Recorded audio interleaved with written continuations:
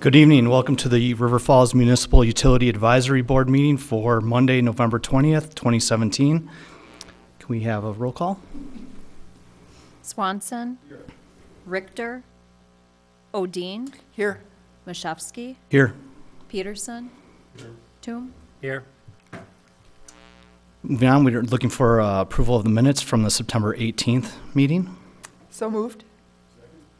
All those in favor say aye. Aye. Aye. All those opposed? Minutes are approved. Now is the time that we are open for any public comments. If anybody has anything that they'd like to say, they can come up to the microphone. Anybody at all? Nobody? Okay, thank you. Moving on to the consent agenda, we're looking for, it's the acknowledgement of the following minutes, which would be the West Central Wisconsin Biosolids Facility Commission notes, as well as the Powerful Choices Committee notes. Move approval as submitted. Second. All those in favor say aye. Aye. Aye. All those opposed? Approved. Moving on to new business, we have the Kinney Corridor project update from SEH. Robert or Bob? Robert? Should I go Bob? My mom calls me Robert. Okay, Bob. So, Bob I is see your back. official stationery, Bob. And, get confused. So Bob Kost from SCH is here tonight to give you folks a little update of what happened at the charrette and also what the Kinney Corridor Planning Committee has been working on the last 12 months and kind of where we're at today. And no big decisions are made today. This is merely an overview of where the committee and where the community's at in regards to the Kinney Corridor plan. So with that said, as Bob pulls that up, I just want to give you a little bit of a heads up. At your tables, I put a schedule, a proposed calendar of events coming up that you will be heavily involved with, especially pay attention to the December 18th Utility Advisory Board meeting on your calendar. That next month, we'll be bringing you facts and figures regarding a discussion on relicensing scenarios for the hydro facilities. This is kind of the decision the community's been chatting about for the last couple of years, and at that meeting, we're going to present you with ideas, facts, and scenarios for the hydro facilities. If between now and mid-December, if there's things you want to know that we might not be covering, please let me know, and I'll make sure we get those questions answered as well.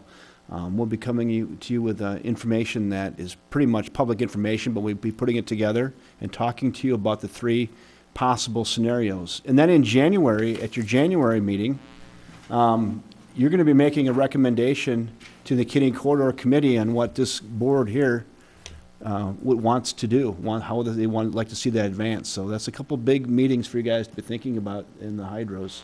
And then the Kinney Corridor Committee will make a recommendation to City Council, who will be making a final decision, I believe, in late February or early March. So those would be the big ones. So between now and mid-December, if you have things you want to know about the hydros, let me know and I'll get you answers. But otherwise, I'll package together what we have. But tonight, it's just going to be about the Kinney Corridor project. Thanks, Kevin. So there's a lot of slides here. Some I'll go through fairly quickly. They've just got some words on them. All right. So update on regarding the corridor planning process, the outline of the relicensing decision and review of design concepts from the charrette that we held a couple weeks ago. So just a little background, we started this project, or you guys started this project actually quite a while ago in 2013. So these are just some key dates of kind of what has been driving the planning process. And, we got hired back in July of 2016. Did the big community kickoff meeting just about a year ago. I think a lot of people from the community were there. We did a lot of technical talks over the summer, getting people on the same page, and so we could all kind of understand some of the technical issues. And then last month, we ran this planning charrette for about 4 days over at the library.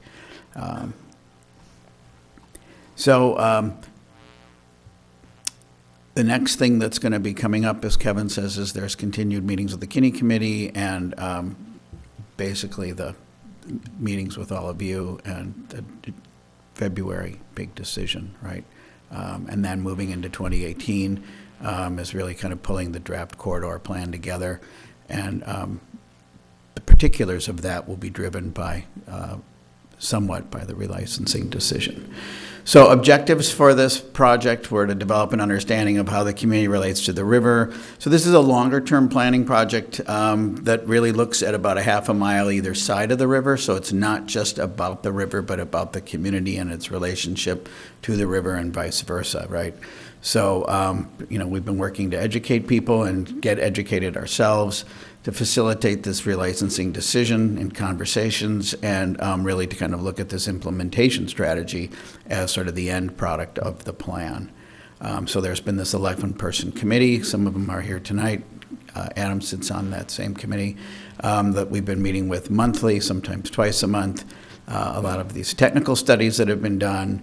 We're working on planning level cost estimates, which are being developed for each of the 3 scenarios, and be formulating recommendations as Kevin was talking about moving forward. So in October, the council said, here are the 3 things that they think, need to be really studied and decided upon, right? It's relicense both facilities and keep moving forward the way you have been, or surrender the existing license and remove both of the facilities, or relicense and keep the Junction Falls facility on the, by Lake George, and remove the Powell Falls facility and open up the lower half of the river. Again, deadline to do that. License information from August. Got till 2023 to really put a stake in the ground. That really is a 5-year process, too. And we'll have to start that 5-year process. As soon as the city council makes a decision in February, we will begin either relicensing or surrendering licensing shortly thereafter. So it'll take us 6 good months to get our initial installation in August of 2018. So yeah, things aren't going to happen overnight, but obviously decisions have to be made fairly quickly in order for the 5-year process to know what it's doing.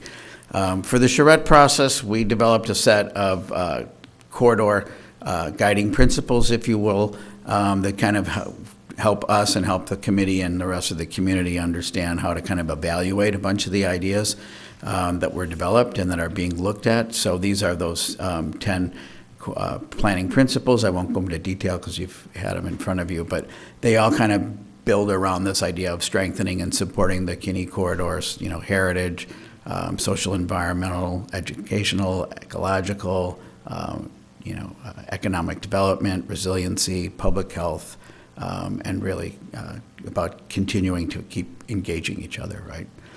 So we developed a series of scenarios during the charrette with input from everybody.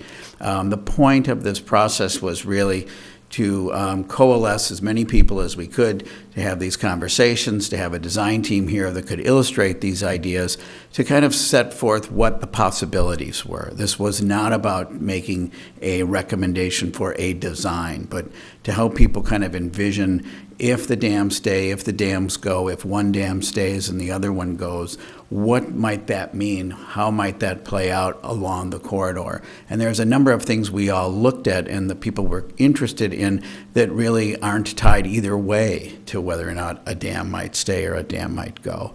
Some of those things that you can sort of see on some of these plans. So we looked at the upper and kind of lower. We divided the corridor kind of in 2 pieces, right? Because it's fairly long. So, where might redevelopment sites occur? So you can see on this plan some ideas for potential redevelopment on the north end of the corridor. Where might new trails and public art and access for kayaking or personal access, public access to the river? So again, putting more greening into Main Street. These are all things that the community might consider to do regardless of an outcome on a hydroelectric facility, right? And then looking towards the south, again, this was one of 2 options that we drafted up. What might happen in terms of redevelopment for the power plant. And so there's some concepts that were developed there. How might we, again, increase access around the sewer treatment plant, and how might we get access on either side of the river on the southern end around south of the Powell Dam. So again, these are just some other concepts. This was an idea of how we might consider the downtown section around Lake George as a big central park, and how you might think of lots of green space all the way around there, how we might treat Lake George as a water resource with some dredging and aeration facilities and those sorts of things. So then there were some detailed concepts that were pulled together. This one continues with the large body of water, the impoundment, and what might happen with some park space to the north, or in this case, actually, it's to the west, to the top side of this plan, how we might look at a connection with the trail over the railroad trestle, the historic trestles that are there, and some improvements to downtown. This is a concept that could work either with Junction Falls or without that facility being in place, where we might look at some dredging materials being placed to create some islands and some other kinds of park features that are water-oriented, connecting those with trails and those sorts of things, and more sort of green space and even potential floodplain park kinds of ideas. And then this one is, again, back to that idea of a larger central park, just kind of thinking about, well, if there isn't a dam anymore and you've got a lot of land that's no longer in a floodplain, you know, how might you reclaim that, and might it be a more formal urban park instead of a more ecological or green space park? So again, just looking at what the options and some of the ideas might be, right? And then the same thing kind of went with Lake Louise. Again, how we might be continuing it as it is, and using the dam to put a footbridge across. Again, the idea of an environmental education center that could happen that allow people to really embrace and learn from the river. An idea if that facility is removed, if the hydro facility is removed, and we're back to a sort of native watercourse running river, what we might do with bringing some of that land back online for green space, ecological parks, again, environmental learning center idea. Off-river, we looked at ideas for taking the Riverwalk, which right now kind of functions as an alley, and really making that into something much more of a linear public space, where we might have downtown buildings that both face the street and face the river, using public art and other kinds of ideas. An idea for strengthening and kind of redeveloping the streetscape that's there right now, which we understand is going to be, street would come under reconstruction somewhere in the 5 to 10 years from now. So, how we might envision improving the public space, the sidewalks, those sorts of things. So here's a quick sketch kind of looking from the east to the west of the Riverwalk idea. Again, ideas for the power plant and how that might get redeveloped. Could that become a commercial mixed-use facility? Might there even be some housing in it? A pottery, shed, artwork being done, businesses operating, restaurants, taking the outdoor parking area and some of that space and turning it into gardens and plazas. So, those are just some of the kind of ideas that we touched on. And then lastly, kind of coming back to where we are in the planning process, this is our sort of planning diagram. It's a little hard to read there, so you'll probably be looking at it in your packet. But, the charrette occurred sort of in that, towards the end of 2017, after we'd done a lot of our analysis work and input from the community, and tried to, again, envision options and ideas. Then as we move into 2018, it's really about settling on a scenario and starting to evaluate, what are the best ideas that came out of the charrette or that people talked about that we haven't had time to explore, related to the decision that everybody's going to make on the hydro facilities. And then once City Council makes that decision, building that into the final corridor plan and getting that to be a user-friendly, workable document that moves you into the future. So what's next? Again, I think don't need to go into great detail because Kevin already kind of identified this. And Ishmael Martinez from our team is here too as a water resource engineer. So if you've got any questions related to that, he's happy to answer. I did have a question on the community input Sure. Was that primarily people, ratepayers in River Falls, taxpayers in River Falls, or was there input taken from people that lived in Minneapolis, St. Paul, Woodbury? Primarily from people in River Falls, although we did run a fairly extensive, and you might remember last year about this time, there was a survey that was posted on the website. And there were hundreds of people who answered that survey, and we were able to then filter out folks who were either from other areas of Wisconsin or, as you say, even across the river, and kind of coordinate that information off from folks who are, in the zip code for River Falls. And then as we moved forward, I think 99% of the people who came to the tech talks and spoke, or who were at even River Falls days, we had a lot of folks from all over the place, right? So we got some more regional input there. So it's really been a kind of a variety. But I think in terms of hands on the plan, especially during the design charrette, that was River Falls residents. How many people participated in the charrette? Do you have an approximate number? I don't have a final count from the sign-ins, but if I had to guess, I'd say we probably had about 100, 125 people come through. Thank you. Anything else? All right. Well, that's Bob. good. I just want to make one little emphasis too, and as we get prepared to be thinking more about this in December and January and February, the river corridor plan, again, is not just about the hydros, though that is a big part of how some of these plans in the downtown area do shape up and shake out, I guess. But there is much more to the Kinney corridor plan than just the hydros. But again, that'll be a big piece of how the downtown does shape up. So next month will be the big discussion. You guys have a lot on your shoulders to be considering about that, so that's coming.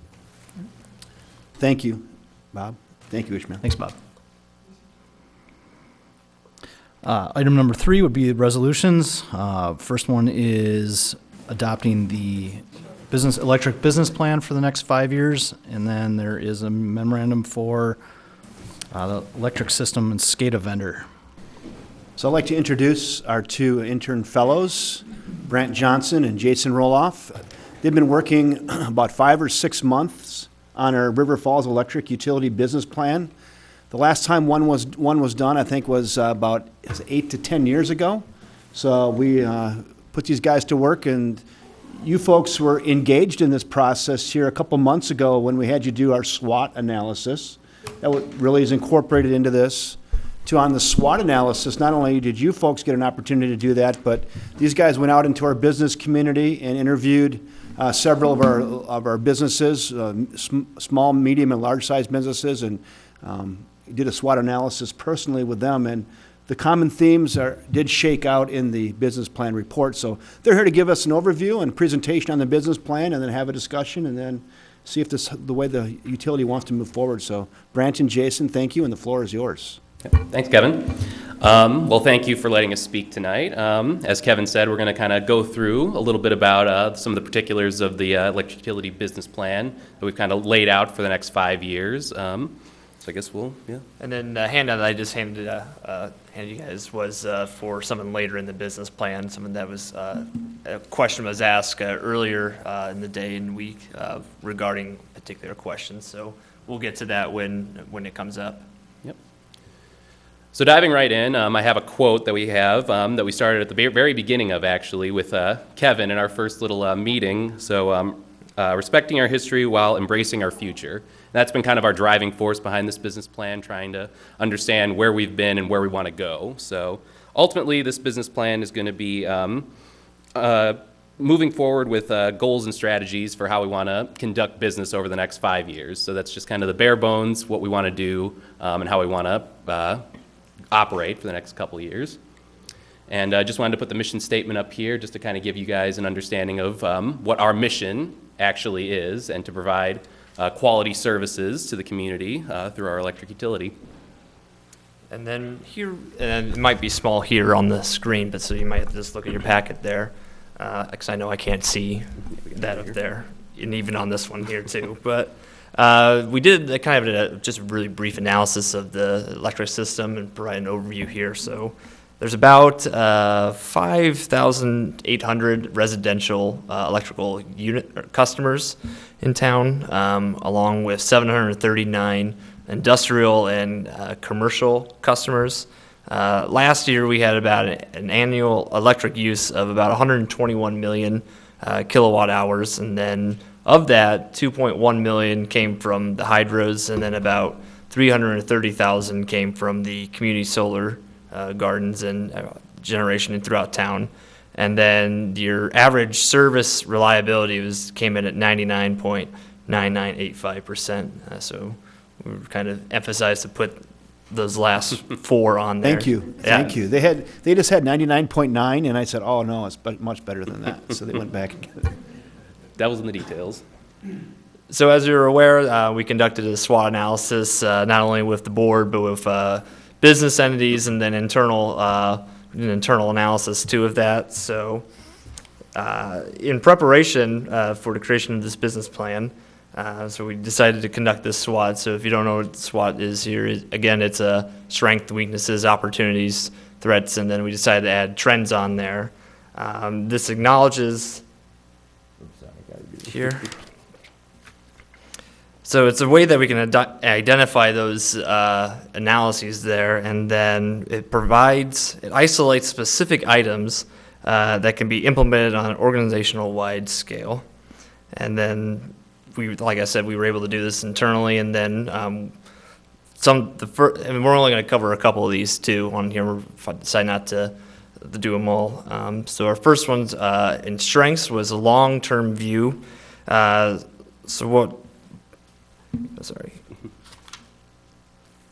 So by having strong public support of the utility's long-term view from customers, it helps create an environment of continued investment in positive customer service practices.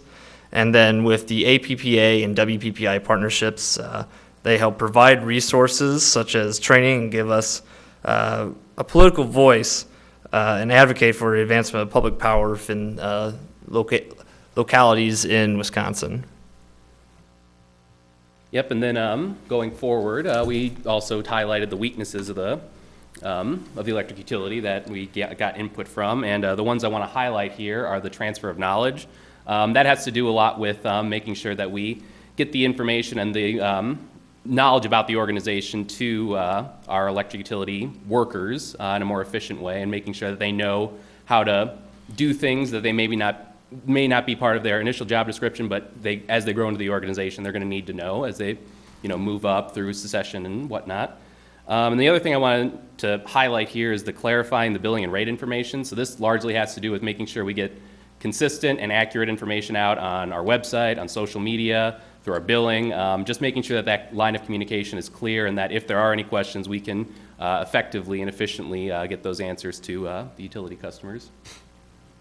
So we were able to highlight a number of opportunities, and as we heard from SEH just prior to this, the reuse of the power plant is an opportunity that we saw as well, and they highlighted some of the different options for that, but depending on if the relicensing will go forward or not.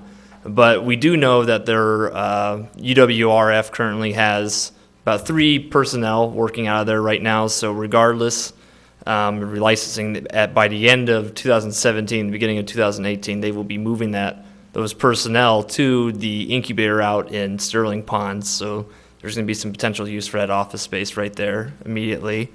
And another one we kind of identified here is the AMI metering, so it's advanced metering infrastructure. So in essence, it creates an ability to read and send information about electrical usage to and from customers in real time. And then I wanted to highlight 2 of the threats that we did, one of them being cost of power. Just with the fluctuation of the markets, changes in the self-generation and potential for battery storage as technology advances, it's going to create fluctuations in the cost of power and just the general cost of electricity going forward.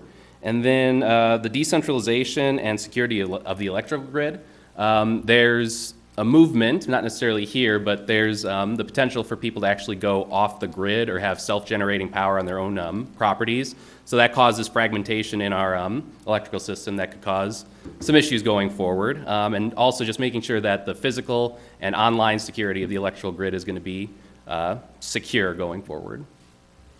Lastly, some of the trends that we've seen around other municipalities in Wisconsin and, of course, through the nation as well was updating or even implementing SCADA. So it's a supervisory control and data acquisition system, which allows for a smoother processing of data in the electrical system. And then we're also highlighting social media. I hope I was right on that, by the way. So, okay. Get a presentation next from Greg all about SCADA. Yeah. Stay tuned. Yep. And then the other one we want to highlight here was social media usage, being able to convey our message over different forms of media other than print or through our website. So we'll use Twitter, we'll use Facebook, maybe we'll use other forms too, like Instagram, to well, we won't get down that far, but to convey a message in real time. So if we have like an outage somewhere down on the south end of town, we can easily get on Twitter or Facebook and say, hey, there's an outage going on here. A crew is on the way to go and fix the issue. So kind of building off of what we learned from the SWOT analysis, we have this operational resiliency section. So these are kind of the overarching goals that we want to guide the business plan. And this is an assessment to improve how the electric utility does its business. And this is going to be done through customer service and engagement, workforce development and safety, organizational performance, and improving and ensuring system reliability. So off of that, we break that down, those 4 goals, and then each of those goals will have their own individual action plans. And these action plans or action items are going to have their own measurables, or non-measurables in some cases, but just so we can keep track of how we're doing and how we want to improve going forward. And what happens after that is those action plans are categorized into one of the 6 categories that you see up here, which helps us understand where we want to go forward and how we want to measure it. So these are actual measurables that we're going to have along with these, and then that, as you can see on the middle, and your packet probably is a little clearer than the presentation, but it actually shows how it will benefit the electric utility customer going forward.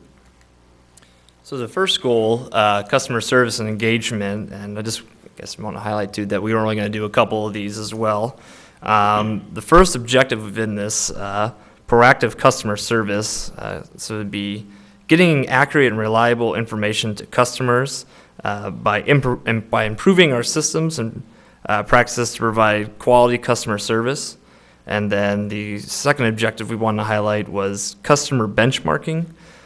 So this would be giving out customer satisfaction surveys to establish satisfaction with the utility on an annual basis. Currently, we're not doing that, and we figured that'd be a good way to kind of gauge how the public views us or how our ratepayers are gauging us right now. Quite a long discussion on that too, if you don't mind me interjecting. And about 5 years from now, what will customer engagement and customer surveys look like?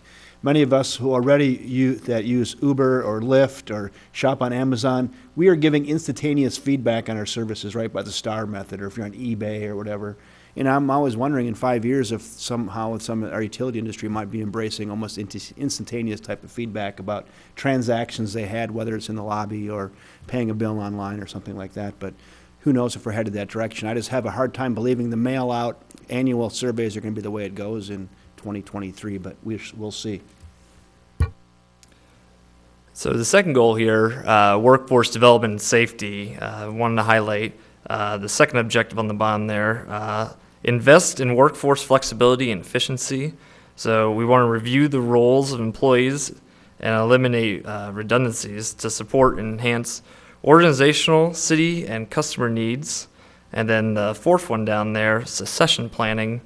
We want to establish clear paths for succession that create a process to recruit employees, develop their abilities, and prepare them for advancements into larger roles within the organization. So it's just being able to have a plan if someone wants to retire, essentially, and we'll be able to backfill that position if need be. And then the third goal, organizational performance, and this has to do with the ones up here, and I'm going to highlight the top 2 in this section. So public accountability. And this is making sure that any reports or any surveys that we do get gets out to people in a timely and an efficient manner to make sure that we have that constant information out there so that people can see how we're doing and making sure that they know what's going on in the electric utility and how they can engage a little bit better. The other one is maintaining maintaining fiscally responsible practices, and this is having to align budgets with in a fiscally responsible way. So this is going off of the PSC's authorized recommended rate of return of 6.5%, which we'll get into a little bit later, but just making sure that we're within those thresholds for that part. And the fourth goal, to improve and ensure system reliability, and I'm going to highlight the ones on the left-hand side, so actual system reliability, so improving the infrastructure system on a regular basis. So this has to do a lot with investing and making sure that any issues that do come up or any aging systems that we do have are addressed and that we put the money forward to make sure that we can improve the system as we need. Then outage management systems, and this is both SCADA and AMI, which is on the right-hand side, but I'll just kind of lump those in right here. Just so it's integrating AMI and SCADA so we can get instantaneous information to both ourselves and to the electric utility customers, just making sure that we have those open lines of communication and making sure that they're informed and that we're informed. So moving on to the financial portion of this business plan, this was by far the largest analysis of this plan, so we toiled over a good amount of time on this. So hopefully, well, we did an internal analysis of this on our current and projected expenditures and revenues the utility anticipates in the next 5 years. And then we want to emphasize again that because we are a public not-for-profit utility, the rate revenues go to support improving services and ensuring long-term stability and reliability. And in these next couple of graphs and charts, we hope to kind of convey that message of where the utility is heading towards. So this section is dealing with our current and future capital improvement investments. It just kind of lays out what we're going to be investing over the next couple years. And as you can see, there is a large spike in 2017.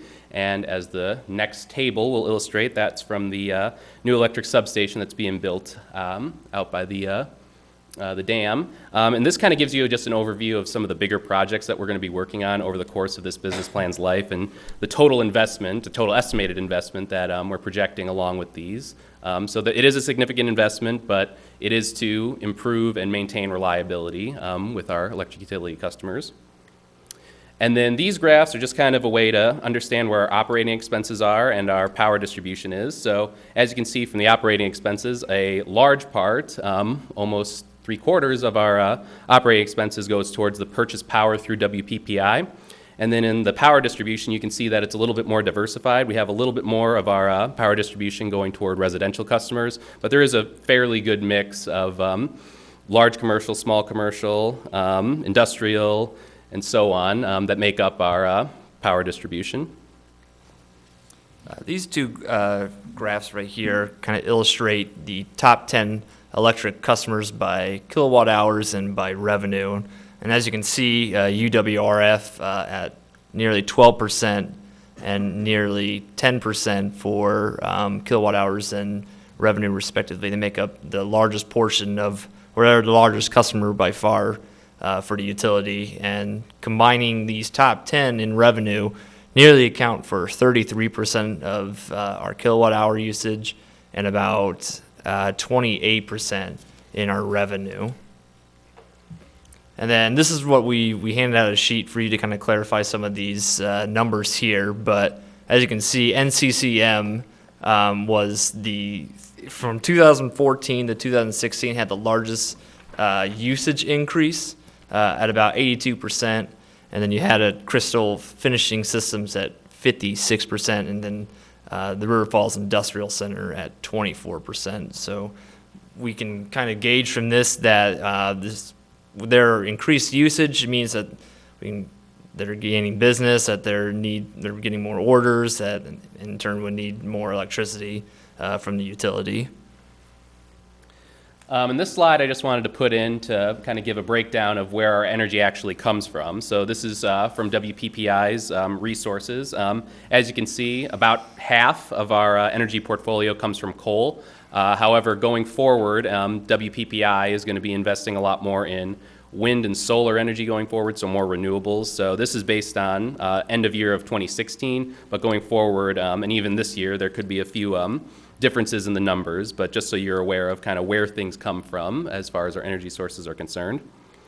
And then giving kind of a breakdown of our own energy supply sources, as you can see, a vast majority of our energy comes from purchase power through WPPI, with a little less than 2% coming from our hydros. And the table below kind of gives you a financial breakdown of what kind of revenue the hydroelectric dams bring us, so a little over $200,000 for 2016. So here we're kind of seeing we did some calculations to kind of project how many new customers that we can expect on year on average, and so this includes both, or this includes residential, commercial, and industrial. And by the end of this year, we expect to have about 6,542 new customers. So this is when we were doing these projections back in September, so that could be different. But we anticipate adding about 91 new customers a year until 2022, which would be, the final total would be almost 7,000 total customers. And then here we have a graph showing what the expenses would look like, or what the revenue would look like with and without proposed rate increases that we kind of suggested in here. So we propose to have rate increases in 2018 at 3.5%, in 2020 at 2.5%, and in 2022 at 3%. If we don't do those rate increases, we would expect to see expenditures exceed revenues by about 0.7% on average from 2018 to 2022.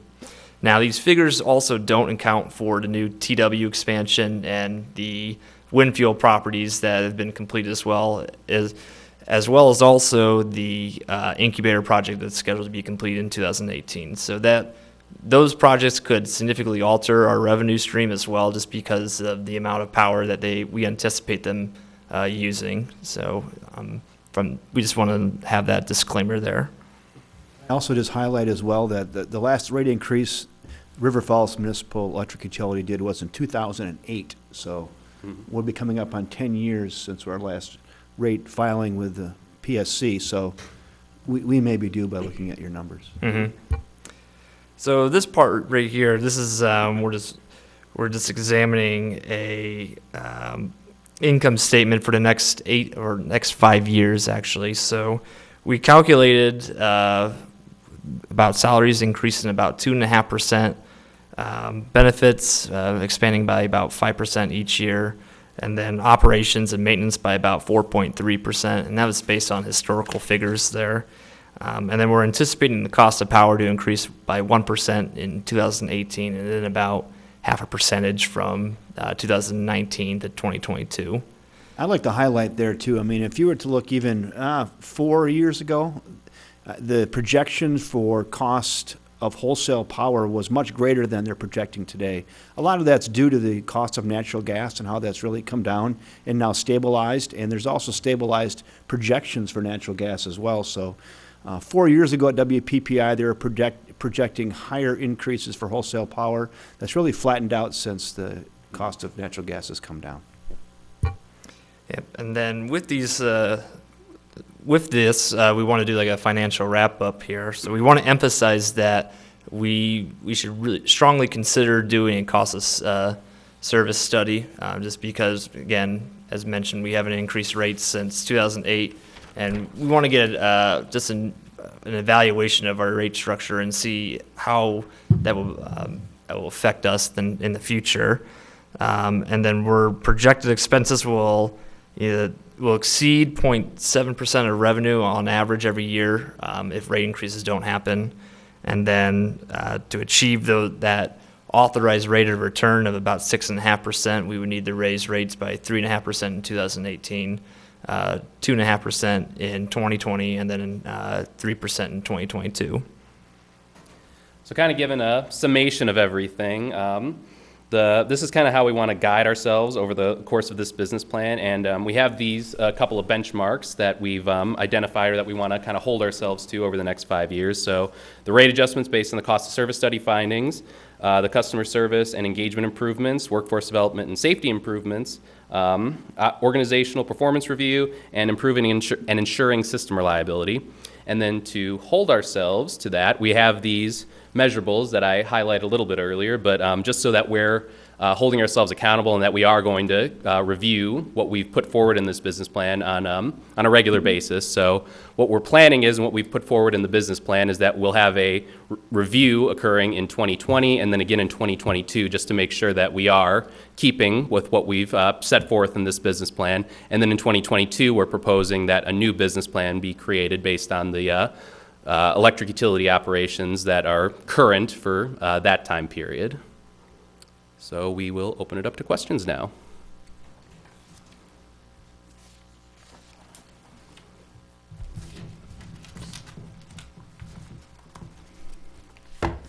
Kevin, do you have a question? You look like you do. I guess I'm trying, I did, I pushed it, I think. The business plan for electricity, do you have business plans for the other utilities? Those are next. We wanted to do one at a time. But yes, we will be doing business plans for the other utilities next year. And I guess from what I've read, I'm assuming that you're working on this all along, all succession plans, training of employees.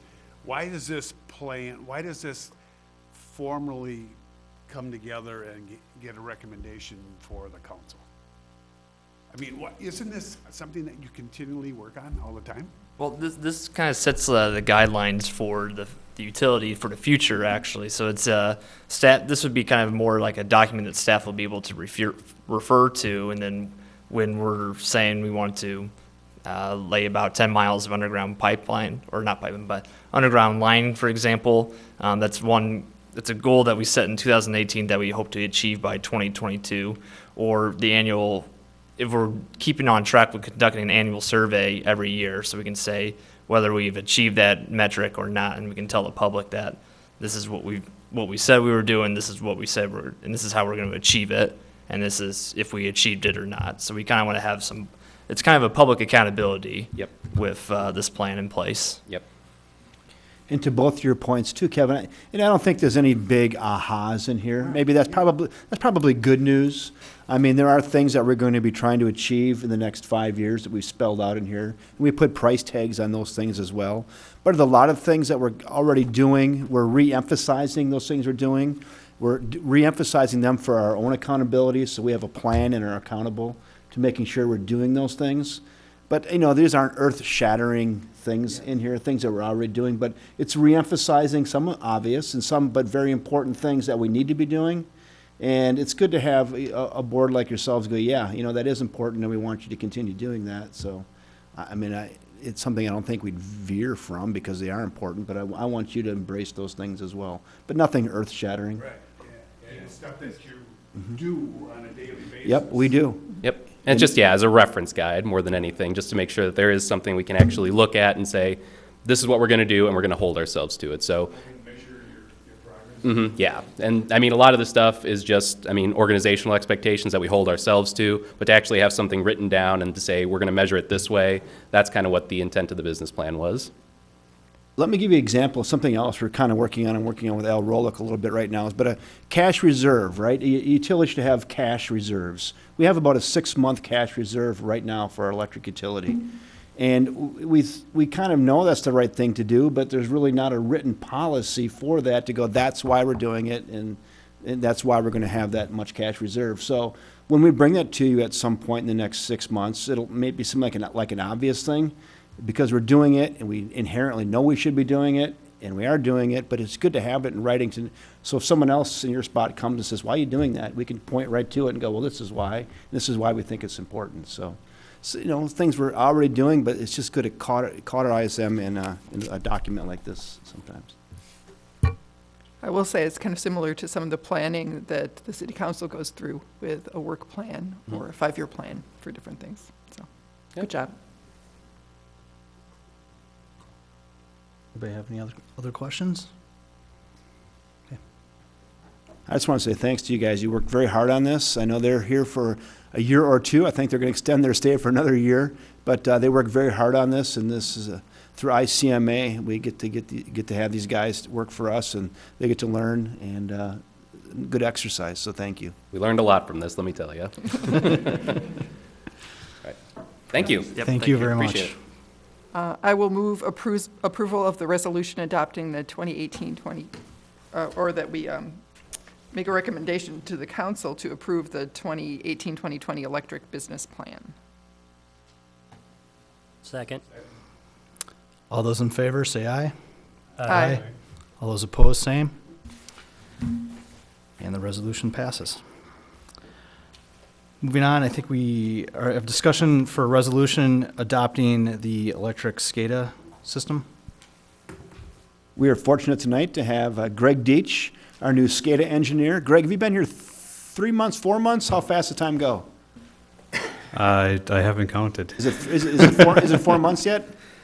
Probably. Probably about 4 months, but yeah, time flies. So Greg is a great addition to the city of River Falls, and he's been working real closely on electric SCADA. So he's going to give you a little presentation. Greg, also a volunteer firefighter, was over there and missing his training tonight. So Chief sent me over here with a shirt on, said River Falls Fire, and I said I don't know if I can wear that for the presentation, but thank you. So Greg, thanks for coming and giving your presentation on our SCADA system. All right, so we've been working on the SCADA and choosing what a new SCADA would be for the city. So just a little background, SCADA is supervisory control and data acquisition. That just means the computers that monitor the electric grid in the city and that can also control the electric grid in the city. So some examples of that would be monitoring load levels, voltages, things like that, and reporting back to our electric superintendent or lineman saying, hey, something's going wrong. And right now we have a SCADA system in place at the power plant. It's called a C3 ILEX. Now the C3 ILEX is 10 years old, hasn't been updated in a while, and the vendor who installed it and created the C3 ILEX system isn't in business anymore. Short, it's not supported. We need a new SCADA. So we sent out some RFPs, and we sent out 2 sets of RFPs. One for the computing and networking hardware that would be to run the computers and the networking equipment needed to run the SCADA system, as well as an RFP for the SCADA itself. And the reason we do that is because we've got servers here in the city and network and all that, and we think there's some benefit to running them together. We'll save some money that way. So we sent out RFPs to CIT and CDW for the computing and networking hardware, and to OSI and Surveillant for SCADA systems. So the computing and networking hardware RFP is interesting in that about $90,000, actually $90,000 is allocated in next year's CIP for IT to spend on computer and networking upgrades for the city. And so in the RFP that we sent out, we asked for the cost of that SCADA, or the cost of the IT system plus the SCADA, so we could buy it all together as one unit. So there's $90,000 there, and then there's about another $60,000 for the SCADA itself. And we received 2 proposals, one from CDW, one from CIT. And as you can see on the screen, CIT is quite a bit cheaper, and they also are going to be installing it at no cost, whereas CDW, that would have been an additional fee. So we ended up under budget for IT, about $80,000, and about $58,000 will be for the SCADA. And that cost is the same regardless of which SCADA we choose. We retained PSE to make some recommendations to us and help us figure out what SCADA vendor to choose, and they recommended that we send RFPs to OSI and Surveillant, and we did. Kevin and I and Wayne investigated other SCADA systems, and nothing really came out of that. We saw some things that we liked, some things we didn't. But ultimately, we thought that OSI and Surveillant were probably the best choices for River Falls. And then this is just a quick cost breakdown. I think in your packets, we didn't have, well, I should back up one slide. The numbers that you're seeing for the computing networking hardware, it's just slightly different, and that's because the bid we had expired. And the new one was, I think, about $1,000 more, a little bit less than that. So numbers you're seeing here are going to be just slightly different from what you have in front of you, but they should be very, very close.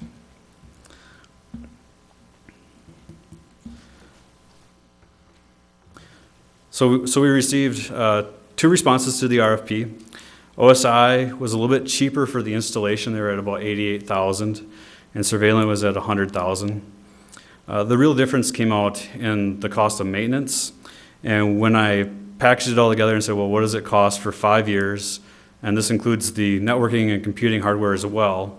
OSI comes out to be about $275,000, and Surveillant's about $208,000. And I think the CIP budget is $250,000. And then this is just a breakdown of the numbers, and just kind of trying to summarize and explain how we got the figures that we've received. PSE said they're both good. You could use either one. They would be electrifying. That's my joke for the night. So now that I have all your attention back, they also said Surveillant comes out slightly ahead for us. They thought it would be a little bit easier to maintain. It's clearly a lower ongoing cost. The one downside to Surveillant, which in my view really isn't a downside, is that it's slightly less customizable, although it's certainly customizable enough for us and for our needs that we could foresee into the future. So why should we choose Surveillant? It's about 30% less expensive than OSI over 5 years. PSE recommends it. They're operating the software every year instead of every 5 years. And in the software world, I think 5 years is basically a lifetime, right? So the upgrades were important to us. We talked to users, and users of Surveillant were generally positive, had good things to say about them. And like I said, they meet our current and anticipated future needs, the things that we know about. With that, I'll open it up to questions.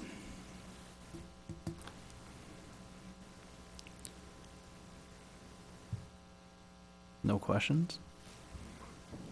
I just want to comment how this ties into the business plan that was just done. I mean, SCADA, and you think, why is SCADA important? And really, it's proactive to customer service. It allows us to see outages and problems sooner in substations and switches and breakers for quicker response time. It's that responsiveness to the customer, and it also helps us benchmark. We know how long stuff was out, what the causes were. So, the SCADA system, it really helps us manage our customers and expectations, and it really ties in nicely. Yeah, these new SCADA systems, they can send text messages to our linemen and say, hey, something's wrong. And the linemen can log in and flip breakers remotely, so they don't have to be in that dangerous situation where they're throwing a switch and have a chance of maybe an injury, something like that. So it's a good thing. How many people did you talk to that are actually using the system? I think, let's see, it was either 4 or 6. I think they were all in Wisconsin, except for there was, I think, maybe one in Minnesota. Yeah. Are these all web-based systems, or are you have dedicated communication paths? They are web-based. The web-based part is typically read-only, so that you can view data, but you can't, let's say, hack into it and start changing things. And also, they are run typically on a separate network, so it's like its own little internet is maybe a good way to describe it. So for example, so when Wayne and his guys are out in the field, they'll have to log into the utility or city server and then be able to make the changes. So that's a next step, next level of access via the internet, but you have to log into our servers in order to be able to make the changes and make the switches.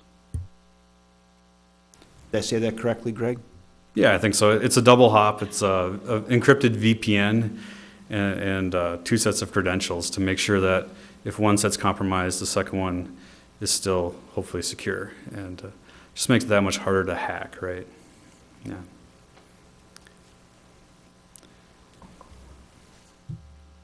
I will move approval I'll move approval of the resolution and memo adopting the authorizing electric SCADA installation to be sent to the council. All those in favor say aye. Aye. All those opposed, same. Resolution passes. Thank you very much. Thank you. Appreciate it. Appreciate it. Thanks, Greg. Nice job with that. You're welcome, Kevin. Number 4 would be the finance, 4, 5, and 6, finance report, utility dashboards, and the monthly utility report from Al. Good evening. It's too loud. Just here to give you a brief update on where we stand with the finances through the month of October. And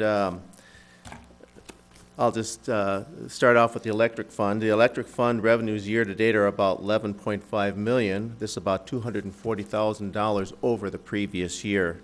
Administrative and general expenditures have been reduced from previous months by about $246,000. Those expenses were reclassified as assets, and so they don't count against our expenses. So those have been moved into the asset categories. The utility is at about 80% of budgeted through October, so it's as far as revenues and expenditures. The distribution has increased with the addition of the SCADA engineer. So the costs that have been distributed, the SCADA engineer, adding the SCADA engineer has added to those expenses, but I think it's a good addition. Cash and investment reserves at the end of October stand at about $5.7 million. Moving on to the water fund, we have year-to-date revenues of about $1.6 million, and this is an increase of about $118,000 over the previous year. Total expenses have increased about $32,000 versus 2016.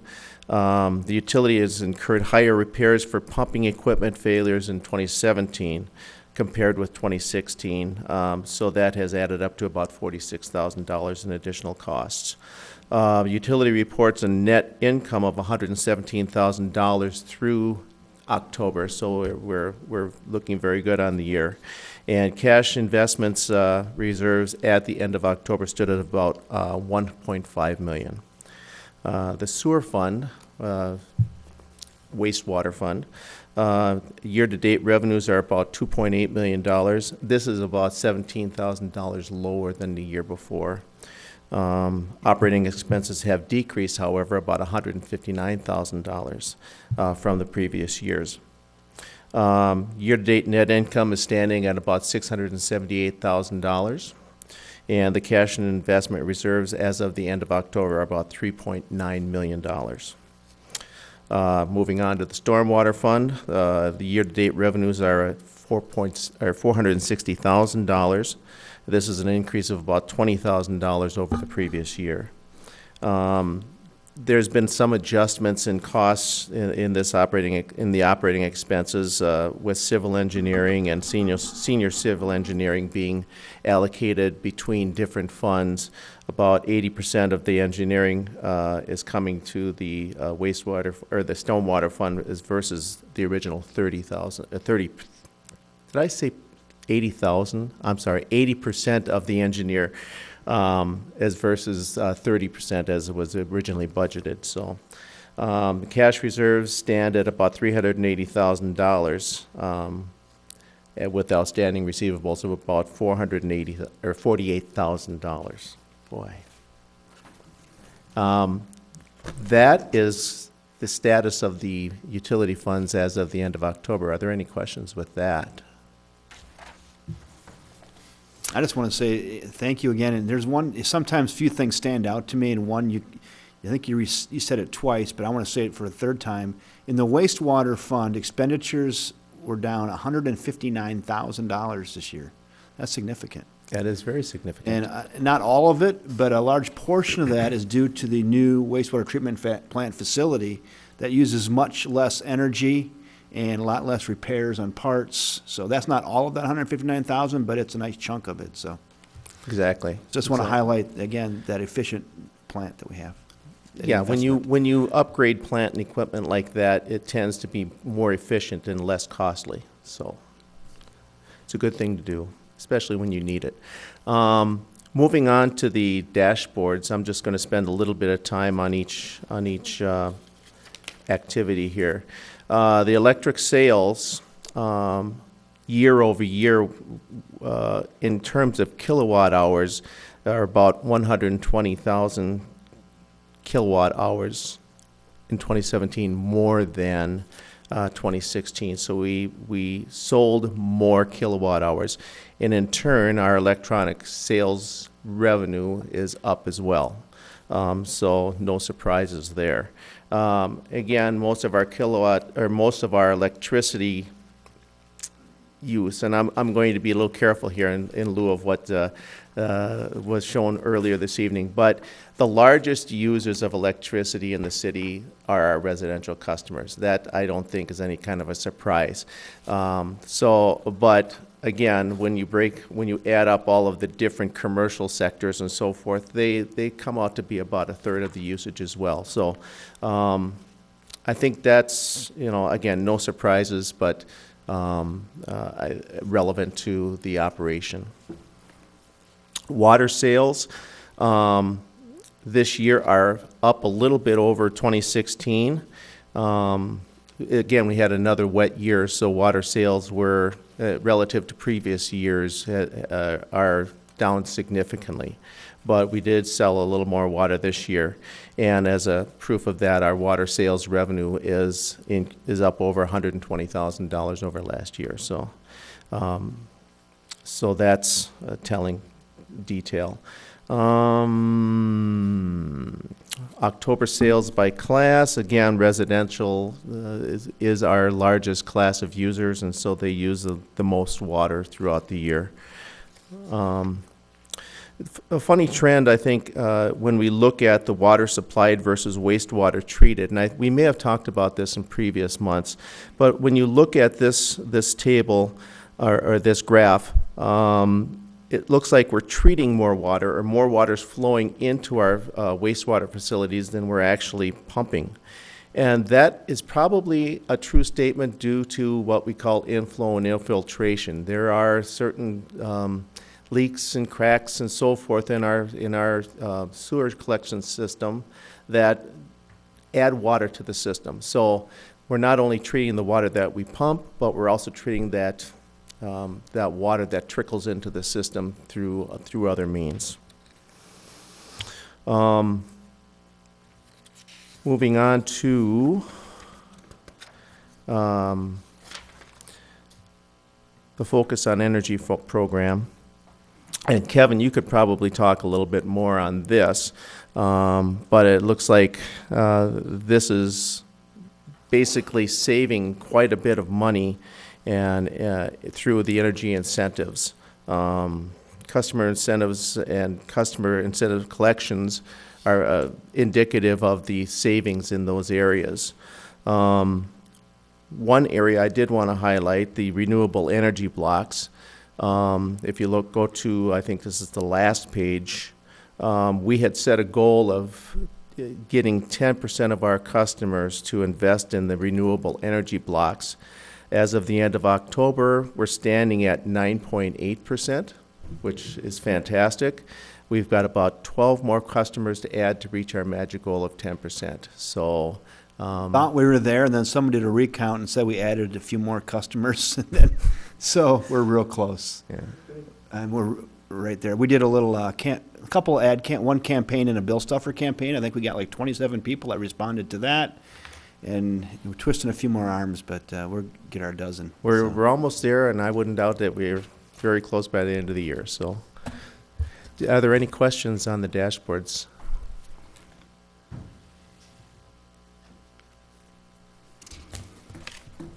All right.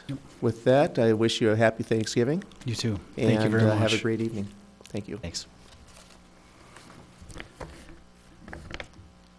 Time for announcements. I don't know, some of you may have been aware we had a water main break, I think last Friday, I believe, and that was on Wasson Lane. It affected about 6 customers. Our guys got on that right away.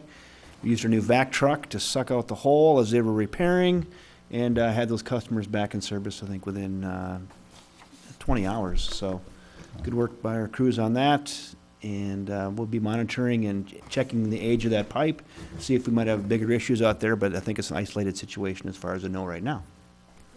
And then again, I can't emphasize enough about next month's Utility Advisory Board meeting, be thinking about the hydros and information you'd want to know, and then let me know. I mean, we're gonna provide usage statistics and repair statistics and dam reports and all that types of stuff, but if you have things you might wanna know about, let me know in the next couple of weeks so I can start preparing for the December 18th meeting here. Anybody else? Motion to adjourn? We are adjourned. Thanks, everybody.